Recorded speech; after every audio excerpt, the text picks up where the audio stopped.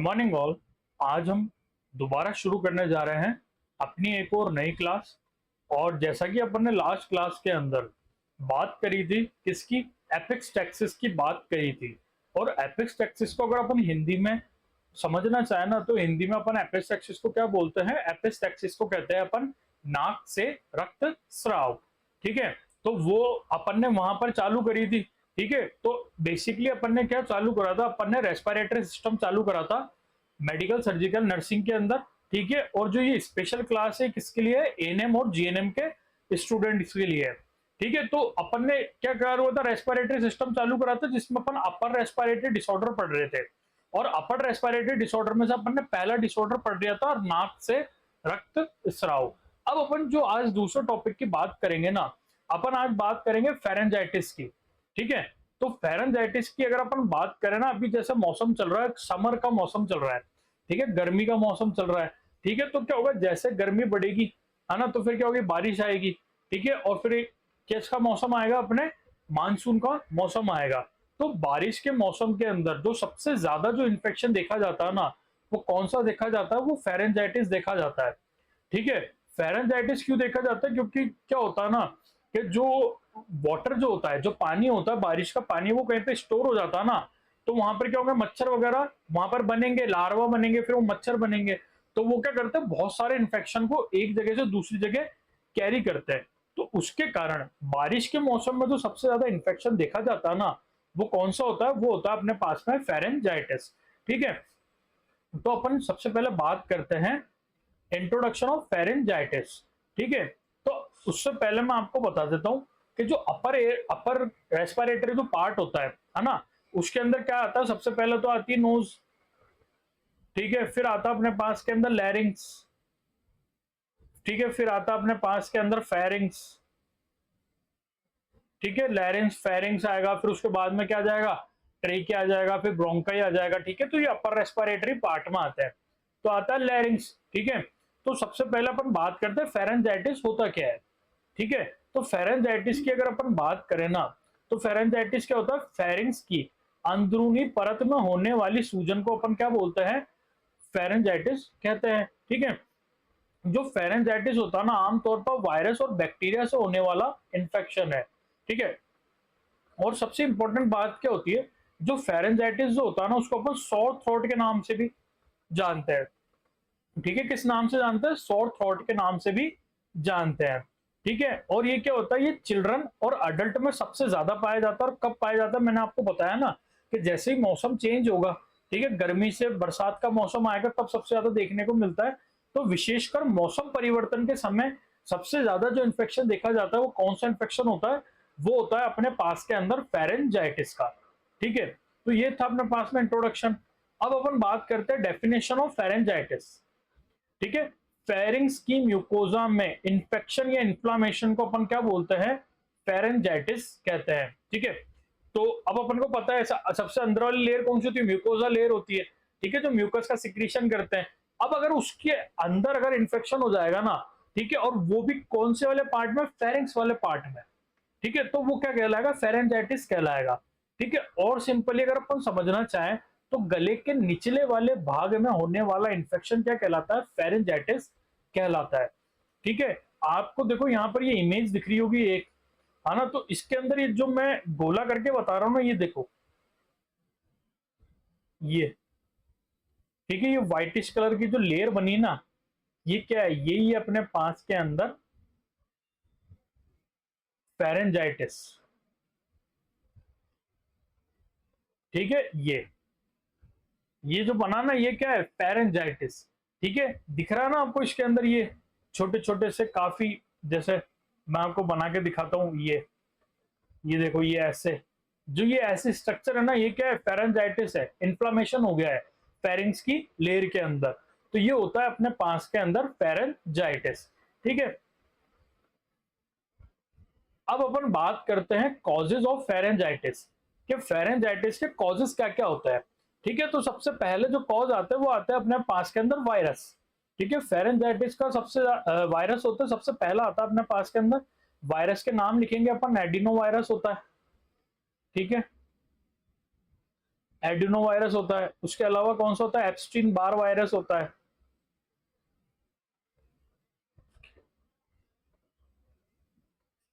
ठीक है, कौन सा होता है? एप्स्टीन बार वायरस होता है।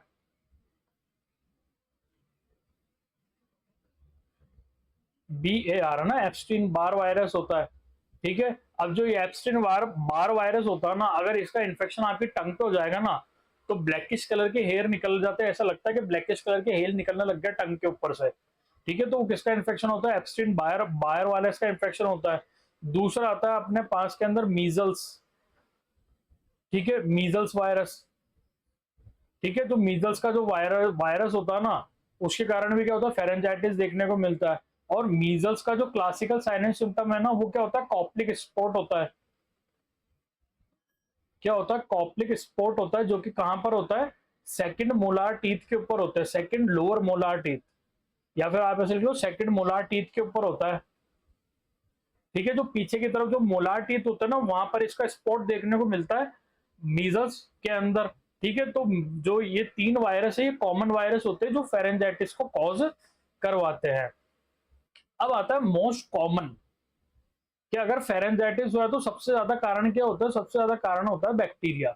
ठीक है, बैक्टीरिया सबसे ज्यादा फेरेंजाइटिस कॉज करवाता है। और बैक्टीरिया की अगर अपन बात करें ना, तो बैक्टीरिया में सबसे पहला आता है ग्रुप ए स्ट्रेप्टोकोकस। स्ट्रेप्टोकोकस। ठीक है, ग्रुप ए स्ट्रेप्टोकोकस। जो ग्रुप ए स्ट्रेप्टोकोकस जो बैक्टीरिया है ना, आप ये मान लो ये इतना खतरनाक बैक्टीरिया है कि अगर इसने एक बार अगर आपके बॉडी को पकड़ लिया ना, तो ये क्या करेगा? आपके हार्ट को भी अफेक्ट कर देगा। ठीक है, और अगर आपके हार्ट को इसने छोड़ दिया, मतलब ये समझ लो अगर इसने आपके हार्ट के ऊपर इफेक्ट नहीं किया, तो ये दूसरा आपकी किडनी पे जाके इफेक्ट कर देगा। ठीक है, अगर अपन ना एक्स्ट्रा पॉइंट के अंदर समझना चाहे ना, तो जो ग्रुप है स्ट्रेप्टोकोकस, ठीक है, इसका दूसरा एक और इसके अंदर ब्रांड आता है। मतलब ये एक बड़ा क्लासिफिकेशन है ग्रुप ए स्ट्रेप्टोकोकस। इसके अंदर एक और आता है ग्रुप ए, इसके अंदर आप तो समझ लो इसी का एक सब टाइप होता है ग्रुप बी, बीटा स्ट्रेप्टोकोकस। ठीक है, उसके अंदर क्या होता है? वो हार्ट पर अफेक्ट करता है, और वो क्या कराता है? रूमेटिक हार्ट डिजीज करवाता है, RHD। ठीक है, रूमेटिक हार्ट डिजीज करवाता है। ठीक है, और अगर ये छोड़ देगा ना, तो ये क्या करवाएगा? GB। ठीक है, GB क्या होता है? GBRM, उसका फुल फॉर्म आ गया ग्लोमेरुलर, ठीक है, बेसमेंट मेम्ब्रेन डिजीज। ठीक है, क्या होगा? Glomerular basement membrane disease. Glomerular basement membrane disease, GBRM बोलते हैं, पर इसको क्या बोलते हैं? GBRM। ठीक है, अगर ग्रुप ए बीटा स्ट्रेप्टोकोकस अगर आपके बॉडी में पड़ गया पीछे, तो क्या करेगा? सबसे पहले ये क्या करेगा? आपके ना फेरेंजाइटिस कॉज करवाएगा। फेरेंजाइटिस कॉज करवाने के बाद में क्या करेगा? वो RHD कॉज करवा देगा। ठीक है, RHD का मतलब क्या होता है? Rheumatic heart disease. Rheumatic heart disease के अंदर क्या होता है कि जो मिट्रल वॉल सबसे ज्यादा अफेक्ट होता है रूमेटिक हार्ट डिजीज में। ठीक है, सबसे पहला कौन सा अफेक्ट होगा? मिट्रल वॉल अफेक्ट होगा, उसके बाद में एरोटिक वॉल अफेक्ट होगा। और वो क्या करेगा? जो एरिया होता है ना, रूमेट जो मिट्रल वॉल का जो एरिया होता है, बेसिकली 4 to 6 mm लेके चलते हैं अपन।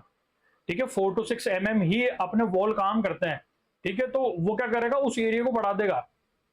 ठीक है, अब वो क्या करेंगे? वॉल इतने बड़े हो जाएंगे कि वो काम ही नहीं करेंगे। ठीक है, उसके अंदर ब्लड रुकेगा ही नहीं, तो उसको अपन बोलते हैं रूमेटिक हार्ट डिजीज।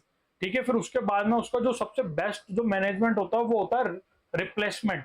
ठीक है, मिट्रल वॉल रिप्लेसमेंट करवाने पड़ते हैं, फिर आपको हार्ट के अंदर अपने वॉल चेंज करवाने पड़ेंगे अगर रूमेटिक हार्ट डिजीज हुई है तो।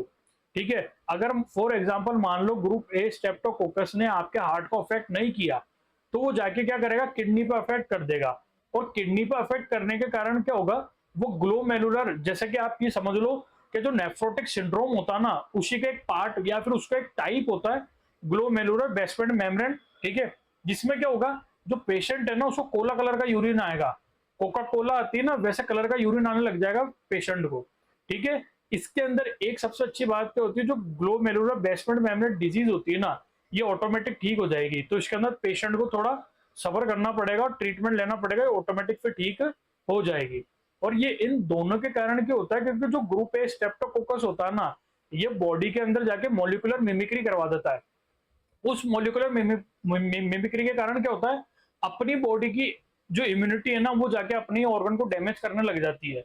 इसीलिए ग्रुप ए स्ट्रेप्टोकोकस बहुत ही खतरनाक बैक्टीरिया होता है। इसीलिए अगर कोई पर्सन जिसको फेरेंजाइटिस कॉज हो गया ना, वो अगर किसी को दिखाने जाएगा, फॉर एग्जांपल मान लो वो ईएनटी में दिखाने गया, तो ईएनटी का डॉक्टर उसको सबसे पहले एक ही सवाल पूछेगा, जो आपको ये इन्फेक्शन हुआ है ये बार बार होता है क्या?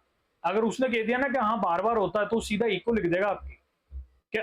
क्यों? क्योंकि उसको पता है कि अगर बार बार हो रहा है तो उसने क्या कर रखा है, बैक्टीरिया ने आपको पकड़ लिया, और बैक्टीरिया कहीं ना कहीं दूसरे डिजीज भी कॉज कर रहा है। इसीलिए ग्रुप ए स्ट्रेप्टोकोकस बहुत इंपॉर्टेंट बैक्टीरिया है अगर अपन बात करें तो।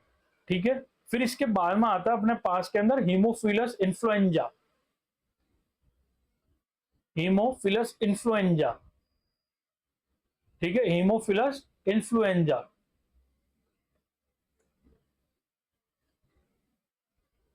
हीमोफिलस इन्फ्लुएंजा, तो हीमोफिलस इन्फ्लुएंजा जो होता है ना, इसकी वैक्सीन भी लगती है। इसके बाद में आता है Cryptococcus pneumonia, Streptococcus pneumonia, Streptococcus pneumonia. ठीक है, स्ट्रेप्टोकोकस निमोनिया, निमोनिया कोज करवाता है। ठीक है, ये तो ये सबसे इंपॉर्टेंट बैक्टीरिया थे जो फेरेंजाइटिस कॉज करवाएंगे। इसके बाद में अपने पास में आता है कुछ फंगल। ठीक है, फंगल डिजीज की अगर अपन बात करें ना, तो फंगल डिजीज के अंदर आप एक ही चीज लेके चलना, फंगल डिजीज के अंदर आएगा कैंडिडा, कैंडिडा एल्बिकेंस।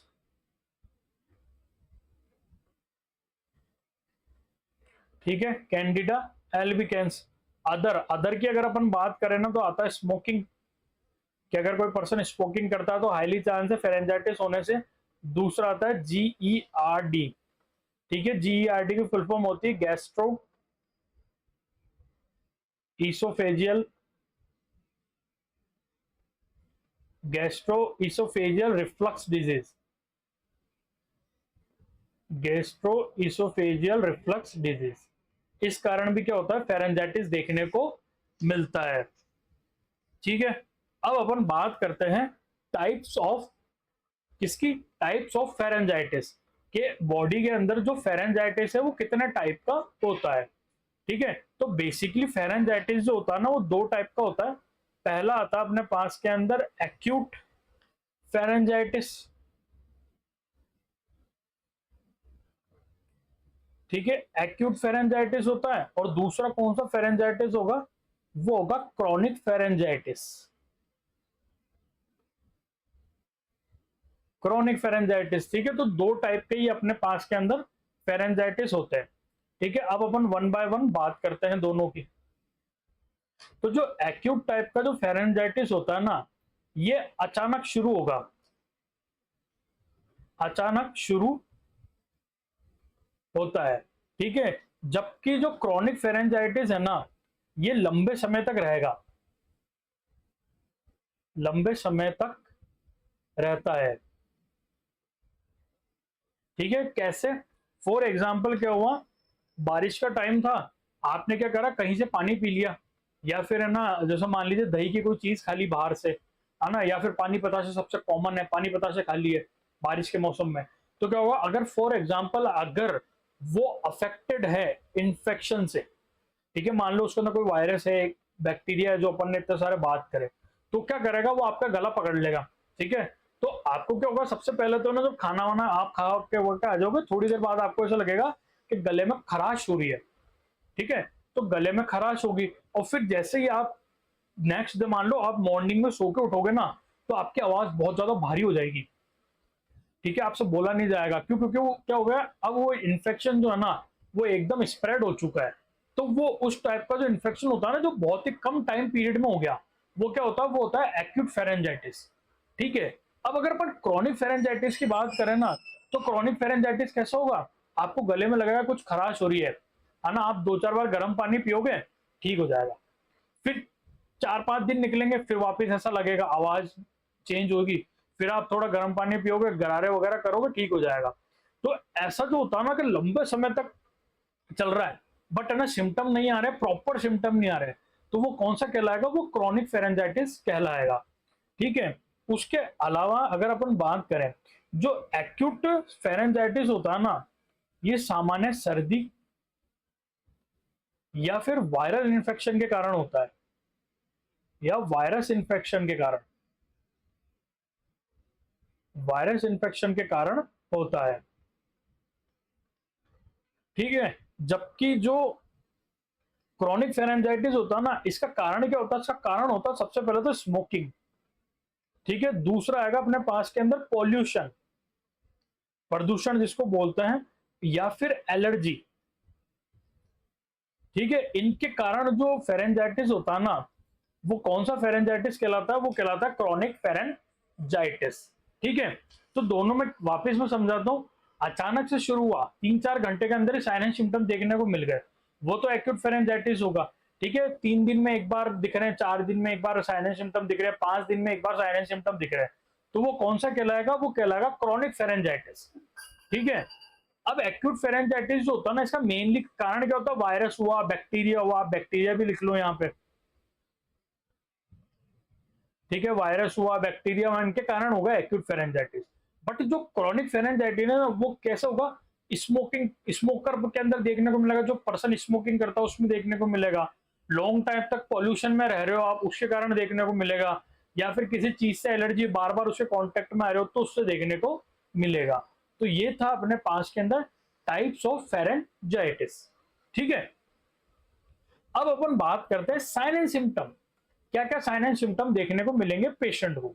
तो सबसे पहले क्या होगा? सोर थ्रोट, उसका जो गला है ना अंदर से सूज जाएगा। ठीक है, क्यों? क्योंकि उसके अंदर क्या हो चुका है? इन्फ्लामेशन हो चुका है ना। अपन ने फेरेंजाइटिस की जो डेफिनेशन थी उसमें क्या पढ़ा था? अपन ने यही तो पढ़ा था कि जो फेरेंजाइटिस की जो मेम्ब्रेन होती है ना, फेरेंक्स की जो मेम्ब्रेन है उसमें इन्फ्लामेशन हो जाएगा, तो वो सूज जाएगी। तो सूजने के कारण क्या होगा? आपका जो गला ना वो भारी भारी फील होगा। ठीक है, बोलने में दिक्कत आएगी। ठीक है, अब इन्फेक्शन या फिर इन्फ्लामेशन हुआ है तो फीवर तो आना ही आना है। ठीक है, साथ में निगलने में कठिनाई आएगी, सबसे इंपॉर्टेंट। ठीक है, बार बार कफ आएगा, बहुत ज्यादा कफ आता है फेरेंजाइटिस के अंदर। ठीक है, गर्दन की जो लिम्फ नोड्स होंगे ना उसमें स्वेलिंग आ जाएगी। पेन होगा थ्रोट के अंदर, गले के अंदर दर्द होगा बहुत खतरनाक वाला। और कैसा दर्द होता है? कीले चुभने जैसा दर्द होता है, कीले चुभने जैसा। ठीक है, जैसा आपके कोई कील चुभा रहा ना वैसा दर्द होता है, नीडल लाइक पेन होता है इसके अंदर। ठीक है, ऐसा लगा कीले चुभ रही है आपके गले में।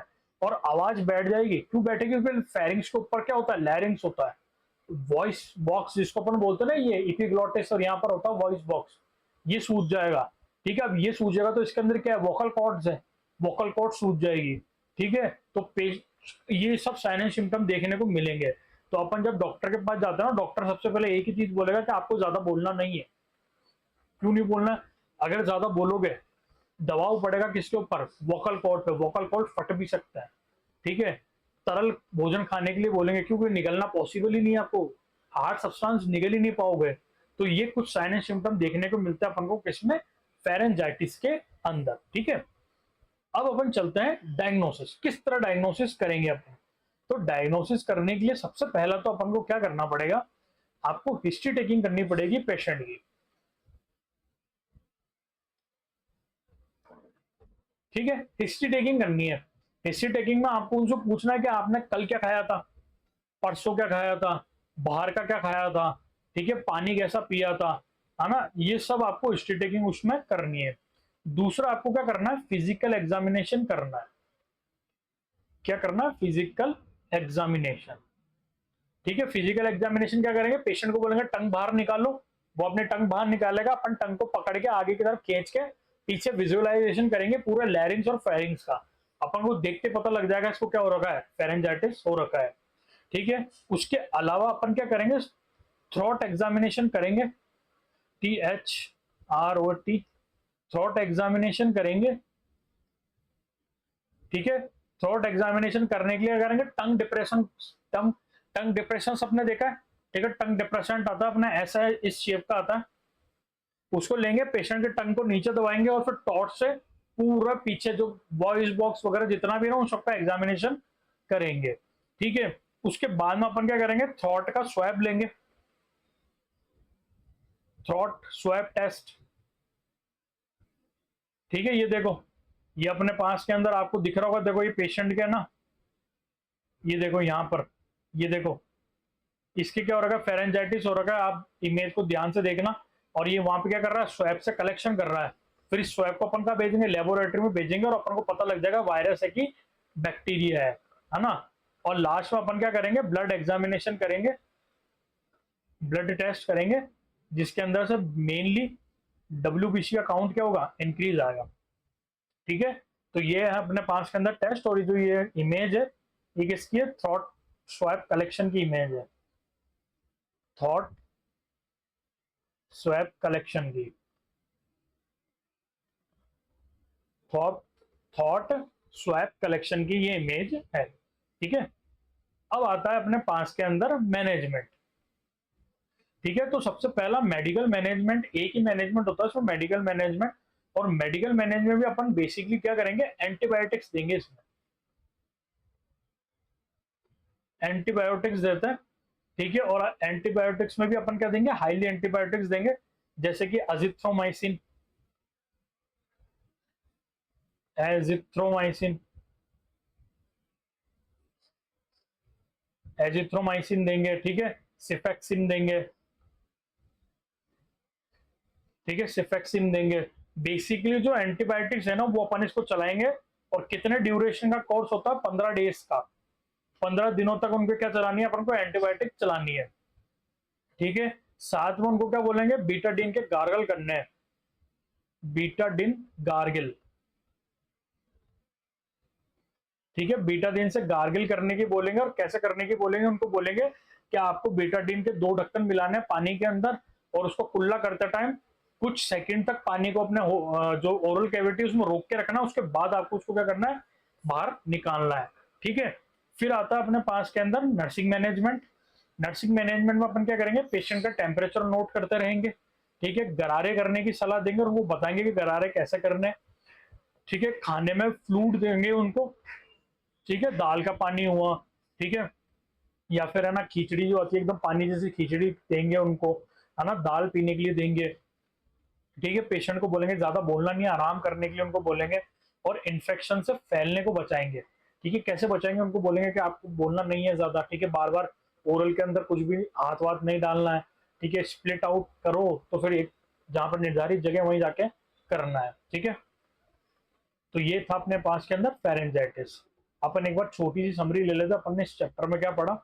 सबसे पहले तो अपन ने बात करी थी इंट्रोडक्शन की, कि फेरेंजाइटिस होता क्या है। ठीक है, अपन ने बात करी थी कि जो लेयर होती है फेरेंस की, उसमें होने वाला इन्फ्लामेशन। ठीक है, फिर इसके बाद में अपन ने देखी थी डेफिनेशन। डेफिनेशन में अपन ने देखा था कि वायरस बैक्टीरिया का इन्फ्लामेशन हो जाता है फेरेंस की लेयर का। फिर आया था कॉजेस। ठीक है, कॉजेस के अंदर जो ग्रुप है, ग्रुप है ग्रुप है स्ट्रेप्टोकोकस, या फिर ग्रुप है बीटा है स्ट्रेप्टोकोकस। आप ग्रुप है स्ट्रेप्टोकोकस लिख लो, स्ट्रेप्टोकोकस। ठीक है, ये बहुत इंपॉर्टेंट है, इसके कारण सबसे ज्यादा दिक्कत होती है पेशेंट को।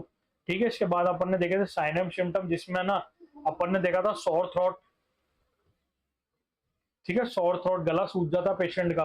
फिर डायग्नोसिस के अंदर अपन ने क्या देखा था, डायग्नोसिस में जो सबसे मेन था वो था अपने पास के अंदर स्वैब कलेक्शन, या फिर स्वैब टेस्ट, है ना, वहां से स्वैब लेना था। और अगर अपन मैनेजमेंट की बात करें, तो मैनेजमेंट में अपन को क्या देनी थी, एंटीबायोटिक देनी थी। ठीक है, तो ये थी अपने आज की क्लास। ये बहुत ही इंपॉर्टेंट टॉपिक है आपके एग्जाम पॉइंट ऑफ व्यू से। तो आप इस क्लास को जितना हो सके शेयर करना, वीडियो अच्छी लगी हो तो लाइक करना। ठीक है, और मुझे कमेंट में जरूर बताना कि आपको ये क्लास है कैसी लग रही है। Thank you.